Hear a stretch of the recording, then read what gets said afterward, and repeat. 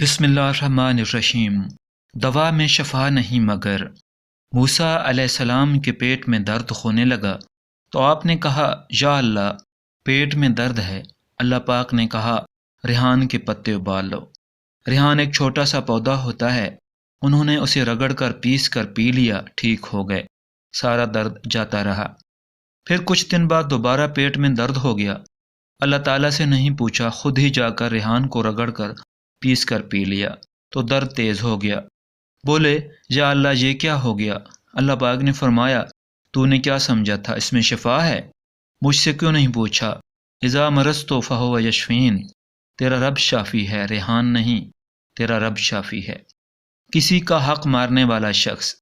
ابو امامہ رضی اللہ تعالی عنہ سے روایت ہے کہ رسول اللہ صلی اللہ علیہ وآلہ وسلم نے فرمایا جو شخص کسی مسلمان شخص کا حق اپنی جھوٹی قسم کے ذریعے مار دے، اللہ نے اس کے لیے جہنم واجب کر دی ہے اور جنت اس پر حرام کر دی ہے۔ ایک شخص نے آپ سے پوچھا اگرچہ وہ معمولی چیز ہو، اے اللہ کے رسول؟